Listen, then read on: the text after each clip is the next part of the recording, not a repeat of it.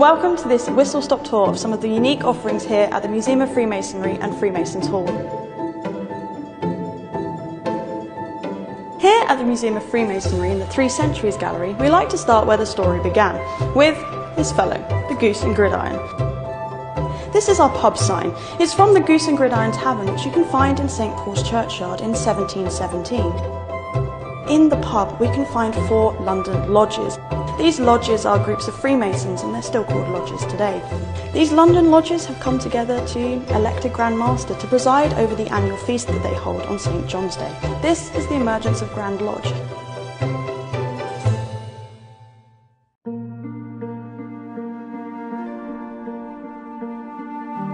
So we've heard a bit about where Freemasonry began, but who are Freemasons? Well, here at the Museum of Freemasonry, we are often donated the suitcases of members who have passed away. And what's wonderful about that is that we're able to knit together their Masonic life.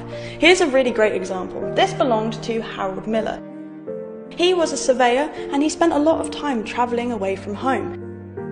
In this suitcase, we have his entire Masonic life, the lodges that he joined, the memorabilia of places that he travelled to. He spent a lot of time travelling across the globe. He went to places such as New Zealand, Israel and Jordan, and he joined lodges in those places. For Harold Miller, being part of Freemasonry was giving him a link to home, back to people that he understood, people that had universal traits such as integrity, respect, friendship and charity. Another suitcase that tells a story that's sort of opposite to Harold is this one of Alfred Allo.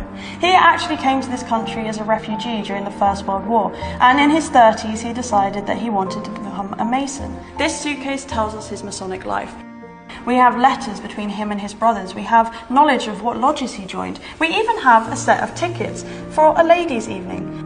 A ladies' evening is what a lodge does when they wish to invite their friends and family to come and see what goes on. And Alfred Allo got his family involved in this as well. This really gave him a grounding. It helped him become part of the community in the place that he now called home.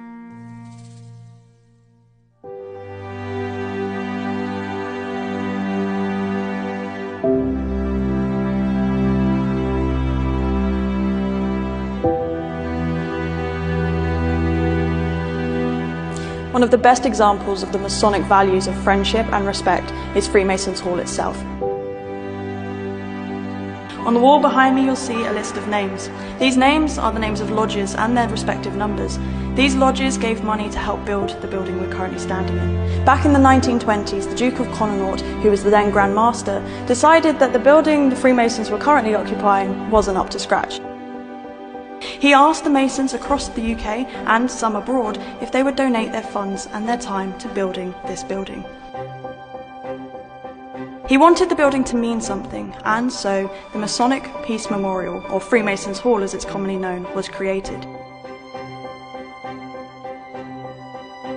The building didn't just receive monetary donations, it also received things like this, these beautiful stained glass windows which were a gift from the province of Monmouthshire. It features iconography that's important to Freemasonry.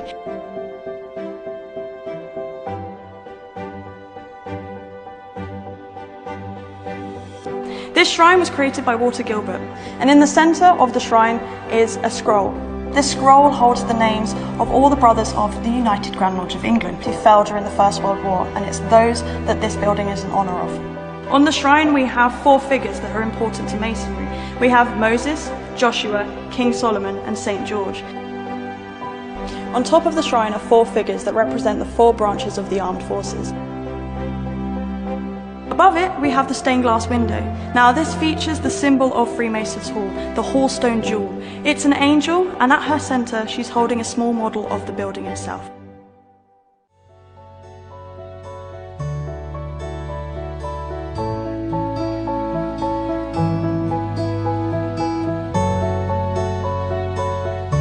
Before you enter Grand Temple, the jewel in the crown here at Freemasons Hall, you'll be greeted by these doors. These doors are 2 solid bronze panels weighing 1¼ tons each. They are perfectly weighted on 5 hinges though, so it only takes 1 finger to push them open. They were designed by Walter Gilbert, who also designed our shrine. On the front of them, you'll see that there are some depictions. This shows the building of King Solomon's Temple, which is an important morality story for Freemasons.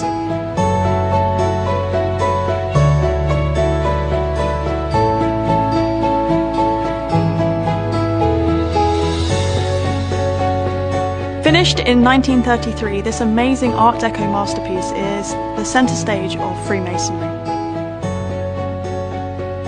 This is a building within a building. It's got a courtyard that runs around the outside. It's a square enclosed within a triangle. The main beauty of this room is its Art Deco-ness. It was state of the art at the time. One of the first of its kind to have freestanding balconies, lino flooring, and my favourite, into the actual decoration is built air conditioning vents. It's used as many different things. It's used for Masonic meetings, but it can also be home to the London Fashion Week, or used as a film set on occasions.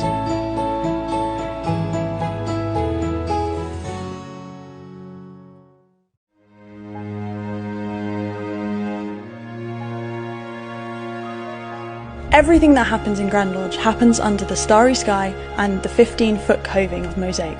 It's spectacular. Each piece is made up of a piece no bigger than my thumbnail.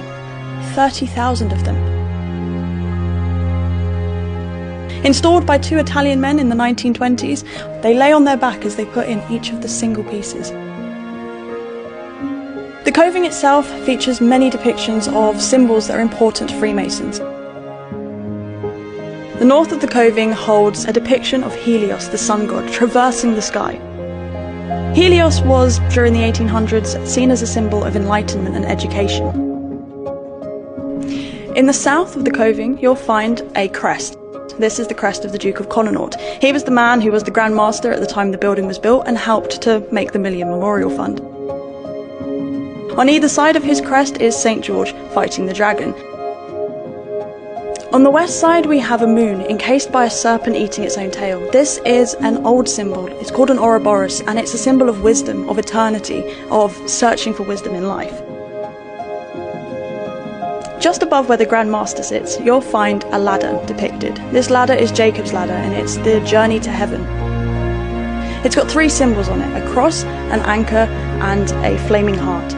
These represent faith, hope and charity, the great things that will get you to leading a better life and into whatever your form of heaven may be. That concludes our whistle-stop tour of the Museum of Freemasonry and Freemasons Hall. If you'd like to discover more about Freemasonry, why not book a visit? We'd love to show you more.